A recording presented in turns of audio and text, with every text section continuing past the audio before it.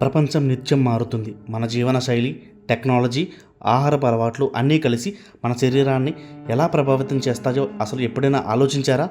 శాస్త్రవేత్తలు చెబుతున్న షాకింగ్ నిజాలు తెలుసుకుంటే మీకుంటే చల్లుమంటుంది. 1000 ఏళ్ల తర్వాత మనుషుల శరీరాకృతి పూర్తిగా మారిపోతుందని పరిశోధనలు సూచిస్తున్నాయి. ఎలక్ట్రానిక్ గాడ్జెట్ల ప్రభావం, నడవడం తగ్గిపోవడం, కృత్రిమ ఆహార పదార్థాల వాడకం పెరిగిపోవడం, ఇవి అన్నీ కలిసి మన రూపాన్ని ఎలా మార్చుతాయో ఈ వీడియోలో మీ కళ్ళ కట్టినట్టు చూపిస్తాను. సో వీడియోలోకి వెళ్ళే ముందు మన ఛానల్ని ఏమైనా సబ్స్క్రైబ్ చేసుకోండి. అలాగే ప్లీజ్ లైక్ అండ్ షేర్ కూడా చేయండి. వెల్కమ్ టు ద ఛానల్ సరదాగా కాసేపు. ఈ భూమి మీద తొలి జీవకణం ఎప్పుడు పుట్టిందో ఎవరికీ తెలియదు. భూమి మీద మనుషులు పుట్టకముందే ఎన్నో జీవజాతులు ప్రాణం పోసుకున్నాయి. వాటిలో కొన్ని జీవజాతులు ఆది మానవుల కాలంలోనే అంతరించిపోయాయి. మన కాలంలో మరికొన్ని జీవజాతులు అంతరించిపోయాయి. ఇంకొన్ని జీవజాతులు ప్రమాదం అంచుల్లో ఉన్నాయి. అయితే ఇప్పటి వరకు ఇదంతా జరిగినట్లు 1000 సంవత్సరాల తర్వాత మానవ శరీరం ఎలా ఉంటుందో మీరు ఎప్పుడైనా ఆలోచించారా? గత 1000 ఏళ్ల చరిత్రను చూసుకుంటే మానవ జాతి అనేది ఆది మానవుల నుంచి ప్రారంభమైందని చదువుకున్నాం. కానీ రాబోయే 1000 సంవత్సరాల తర్వాత అసలు మానవులు ఎలా ఉంటారు, అసలు ఉంటారా ఉండరా, మానవ శరీరం ఎలా ఉంటుంది?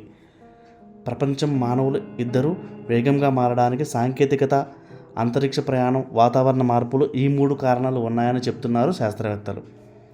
ఈ మార్పుల ప్రభావం మానవ శరీర నిర్మాణంపై, ఆలోచించే మరియు అర్థం చేసుకునే సామర్థ్యంపై కనిపిస్తుందని అంటున్నారు.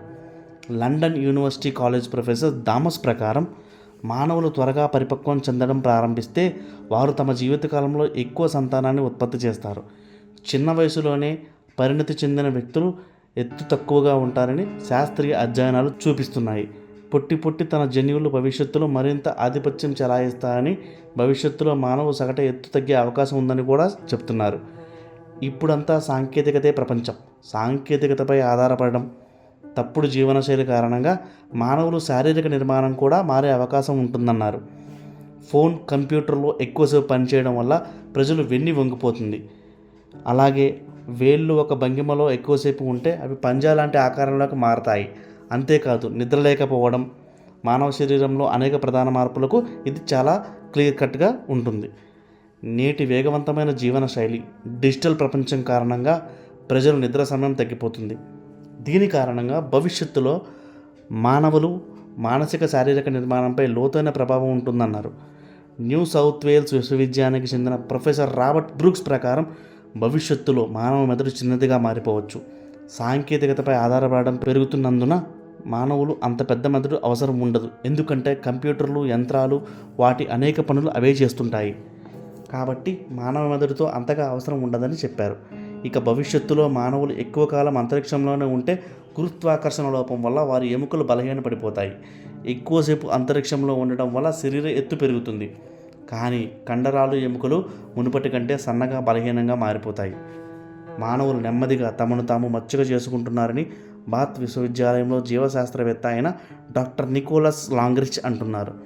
గొర్రెలు, ఆవులు, కుక్కలను పెంపకం చేసినప్పుడు వాటి మెదడు పరిమాణం 24% నుండి 30% వరకు తగ్గిందని అధ్యయనాలు కనుగొన్నాయి. అదేవిధంగా ఈ మార్పు మానవ మెదడులో కూడా కనిపిస్తుందని చెప్తున్నారు. అంటే భవిష్యత్తులో మానవులు వంగి నడవడం, గాల్లో తేలడం, ఆలోచించే విధానం తగ్గడం, మరుగుజ్జులాగా ఉంటారని శాస్త్రవేత్తలు క్లియర్గా చెప్తున్నారు. మనిషి ఎప్పుడూ మారుతూ ఉంటాడు. కానీ ఈ మార్పులు మన కోసం అవునా కాదా చర్చించుకోవాలి. 1000 ఏళ్ల తర్వాత మన రూపం, జీవనశైలి, ఆలోచన విధానం అన్నీ కొత్తగా ఉండబోతున్నాయి. మన శరీరం టెక్నాలజీకి అలవాటు పడిపోయింది బాగా. టెక్నాలజీ లేకపోతే మన శరీరానికి కొత్త ఆకృతి అసలు ఉండట్లేదు. ఇది చాలా భయంకరమైన విషయం. మనందరం ఆలోచించాలి. అంతేగాక ఈ మార్పులు మనిషిని బలహీనపరుస్తాయా లేక మరింత శక్తివంతుని చేస్తాయా మనమే నిర్ణయించుకోవాలి. టెక్నాలజీ మన సహాయకారిగా ఉండాలి, కానీ మనల్ని మాస్టర్గా మారకూడదు.